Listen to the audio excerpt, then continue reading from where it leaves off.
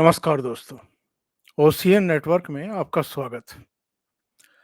ऐसे समय जबकि दिल्ली दुनिया भर के राष्ट्र प्रमुखों की अगवानी करने के लिए पूरी तरीके से तैयार है, जब भारत के प्रधानमंत्री नरेंद्र मोदी की एक तरीके से कीर्ति पताका पूरी दुनिया में फहर रही है और भारत का इधर जो सम्मान बढ़ा है, चाहे चंद्रयान 3 की चंद्रमा की सतह पर सॉफ्ट लैंडिंग, चाहे नई संसद का लोकार्पण, चाहे हमारी जो इकोनॉमी है वो विश्व में फिफ्थ लार्जेस्ट इकोनॉमी के रूप में इमर्ज कर गई हो, कई दूसरी उपलब्धियां जिनकी वजह से पूरी दुनिया में इस समय भारत का सम्मान बढ़ा है, रुतबा बढ़ा है।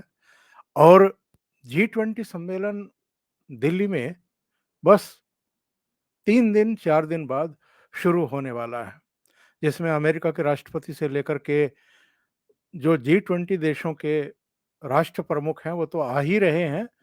9 स्पेशल इनवाइटी जो अलग अलग देश हैं उनके राष्ट्र प्रमुख भी दिल्ली पहुंच रहे हैं।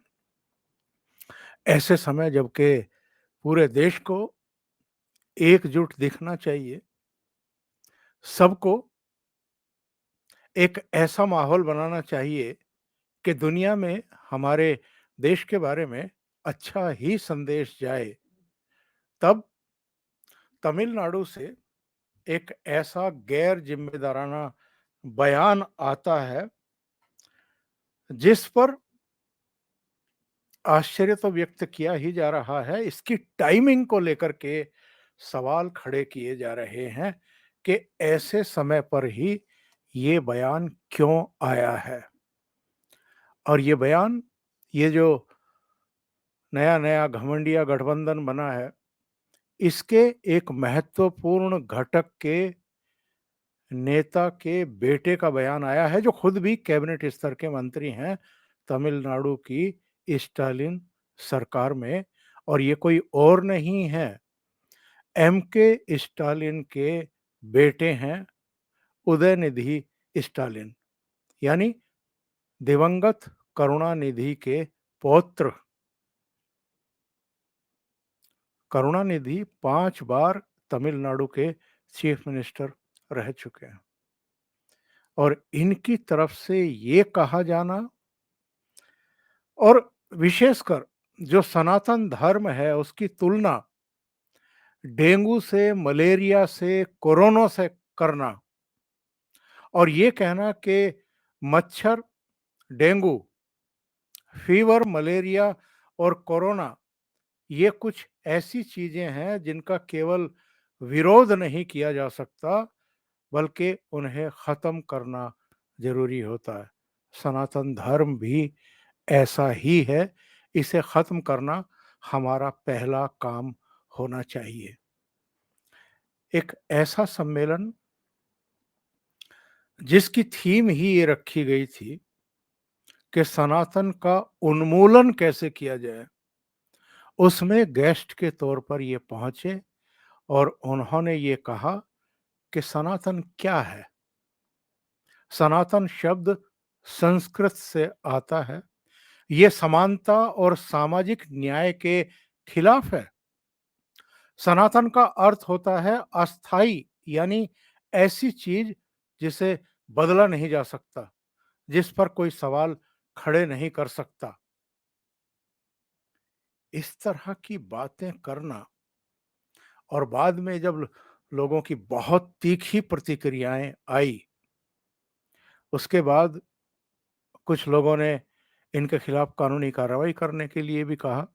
कुछ लोगों ने सुप्रीम कोर्ट के चीफ जस्टिस से कहा कि जिस प्रकार नुपुर शर्मा से लेकर के और दूसरे तमाम हेट स्पीचों को आधार बनाते हुए सुप्रीम कोर्ट ने स्वतः संज्ञान लेकर के कार्रवाई के दिशा निर्देश जारी किए हैं, क्या उदयनिधि स्टालिन के इस हेट स्पीच पर सुप्रीम कोर्ट स्वतः संज्ञान लेकर के कार्रवाई के कड़े निर्देश जारी करेगा।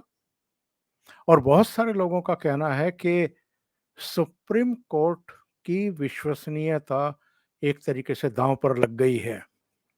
अगर सुप्रीम कोर्ट इस मामले में कार्रवाई के आदेश नहीं देता है, स्वतः संज्ञान नहीं लेता है, तो ये माना जाएगा कि हिंदुओं के खिलाफ, सनातन धर्म के खिलाफ इस देश में किसी को भी कुछ भी कहने की और हेट स्पीच देने की पूरी स्वतंत्रता मिली हुई है।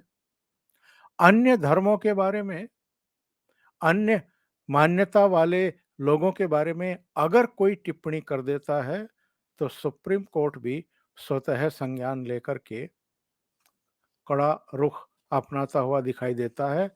लेकिन इस मामले में अब भारतीय जनता पार्टी ने भी और बहुत सारे लोगों ने, आप सोशल मीडिया पर जाकर के देखें तो अनेक ऐसे वक्तव्य आपको मिल जाएंगे, टिप्पणियां आपको मिल जाएंगी कि जो सुप्रीम कोर्ट के लिए अब एक चैलेंज की तरह बन गया है कि वो कोई फैसला लेता है या नहीं लेता है। अगर नहीं लेता है तो उसकी जो बची-खुची साख है, उस पर एक बड़ा प्रश्न चिन्ह लगेगा।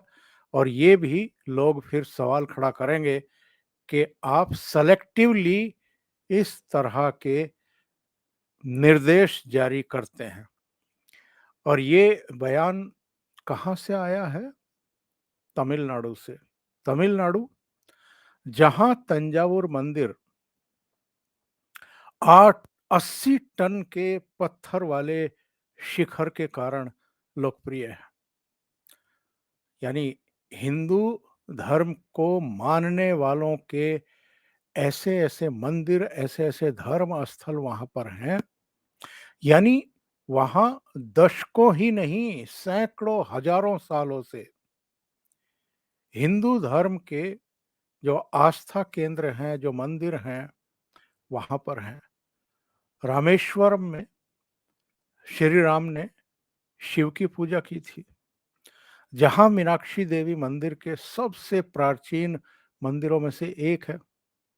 जहां आदि कुंभेश्वर मंदिर जो है वो चोल साम्राज्य की महिमा की याद दिलाता है। और जहां राजगोपाल स्वामी मंदिर वैष्णव पंथ का एक अहम स्थल माना जाता है। जहां चल पांड्या पल्लव चेरा राजाओं ने एक से एक बढ़कर के मंदिर बनाए हैं और शिव, विष्णु, देवी को अपना इष्ट माना है। वहां ऐसे हालात पैदा हो जाएं, ऐसी साजिश रची जाए कि एक गलत संदेश जाए कि हिंदुओं से घृणा की जा रही है और सनातन धर्म को खुले तौर पर गालियां बकी जा रही हैं। और ये एक एक नॉर्मल सा ट्रेंड बना दिया गया है। जिसके मन में आता है वो रामायण पर, रामचरितमानस पर, तुलसीदास पर, हिंदू धर्म पर कुछ भी कहता है, कुछ भी चैलेंज करता है। और ऐसे लोगों के खिलाफ कोई कार्रवाई ही नहीं हो रही है।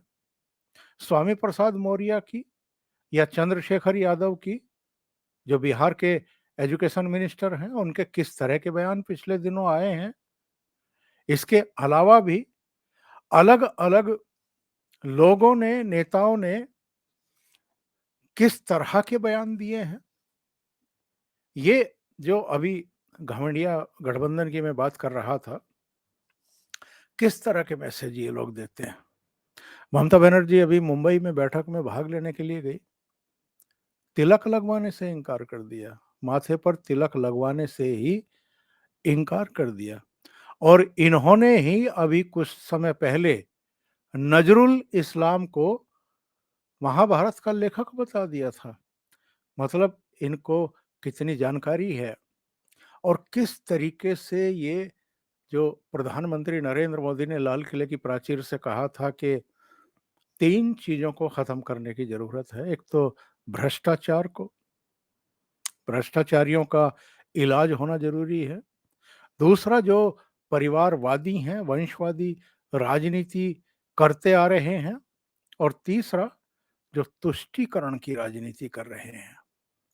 ये जो बयानबाज़ी हो रही है, चाहे एम के स्टालिन का बेटा कर रहा हो, या ममता बनर्जी कुछ कह रही हों, या स्वामी प्रसाद मौर्य, चंद्रशेखर यादव, ये सब लोग बयानबाजी पर उतारू हों और हेट स्पीच दे रहे हों, ख़ास तौर से जो हिंदुओं के पूजनीय ग्रंथ हैं, ऐसे ग्रंथ हैं जिनका बहुत सम्मान है और जिनको अ, वर्षों से, सैकड़ों वर्षों से, हज़ारों वर्षों से अपने धर्म ग्रंथ के तौर पर केवल स्वीकार ही नहीं किया गया है, उनको आत्मसात किया गया है। और भगवान राम और जितने भी दूसरे हमारे आराध्य देव हैं, उनके पद चिन्हों पर चलने की कोशिश की जाती रही। हिंदू धर्म सहिष्णु है? क्या इसका बेजा फ़ायदा उठाने की कोशिश की जा रही है? एक बड़ा पुराना बड़ी पुरानी कविता है कि यूनान और मिस्र और रोमा सब मिट गए जहाँ से। यूनान और मिस्र और रोमा सब मिट गए जहाँ से, अब तक मगर है बाकी नामो निशान हमारा। कुछ बात है कि हस्ती मिटती नहीं हमारी, सदियों रहा है दुश्मन दौरे जमा हमारा, और सारे जहां से अच्छा हिंदुस्तान हमारा। हमारे मंदिरों पर कितनी बार अटैक हुए हैं, उनका नामो निशान मिटाने के प्रयास किए गए हैं, षड्यंत्र रचे गए हैं, साजिशें हुई हैं विदेशी आक्रांताओं के द्वारा। चाहे सोमनाथ मंदिर के कई बार विध्वंस करने के प्रयास हों, चाहे काशी स्थित मंदिर को 3 बार ढहाया गया हो, और औरंगज़ेब ने क्या-क्या किया, उसके बगल में बिल्कुल उसको तोड़ कर के ज्ञानवापी मस्जिद बना दी थी, जिस पर अब सर्वे चल रहा है, और इसको लेकर के भी तमाम तरह की चीज़ें की जा रही हैं। और इसके लिए ज़िम्मेदार कौन है? क्या कहा था 2018 में मल्लिकार्जुन खड़गे ने? उन्होंने कहा था कि अगर मोदी आ जाते हैं तो ये सनातन धर्मियों का भारत बन जाएगा, या सरकार बन जाएगी, और आरएसएस का राज हो जाएगा। राहुल गांधी किस तरीके से वीर सावरकर को, आरएसएस को, भारतीय जनता पार्टी को गालियां देते रहते हैं, बकते रहते हैं, कोई कार्रवाई नहीं होती है। संसद में खड़े होकर के जब अविश्वास प्रस्ताव पर वो भाषण दे रहे थे, मुझे तो ताज्जुब हुआ